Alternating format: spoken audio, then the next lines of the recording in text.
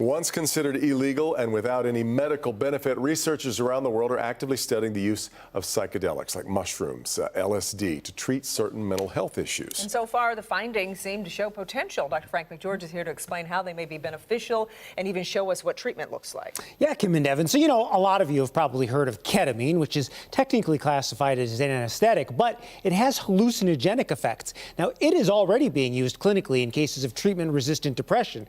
And now there is growing acceptance and research into other recreational drugs to treat mental health disorders.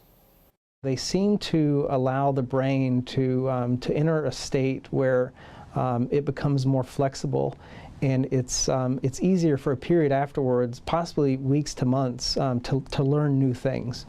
And so it's easier to make changes to how you view the world, how you view your interaction with the world, and also it's easier if you are in therapy to actually take what you're learning in therapy and apply it in your everyday life.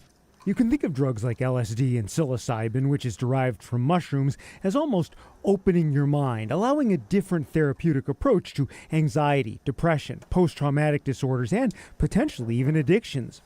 Treatments are conducted in a comfortable, safe place like this. Things like a couch, blankets, and music are not uncommon. There's also a monitor or therapist on site to assist for additional safety and reassurance.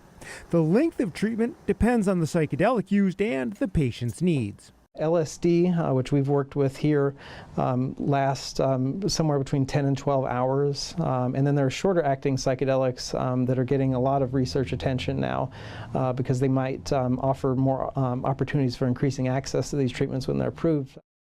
So I know my description of opening your mind sounds a little hokey and vague, but the fact is, although there are very real and well-documented changes in brain chemistry, we are really only at the very beginning of understanding how to optimally use them to the best therapeutic effect. Really, really fascinating. So how many different drugs are being evaluated for potential benefit? So right now, there are actually two that are high on the radar and they're being closely evaluated. MDMA is one of them, that's ecstasy, and a compound called DMT. It can actually be found in ayahuasca, which is a South American brew that's actually used for its hallucinogenic properties. Now, one final thing I do want to say, though, in all cases here, we are talking about medical use in a controlled setting, not recreational experimentation. So important to point out. Right, but there's a lot more study that is going to be in this area. No doubt. All right, Doc.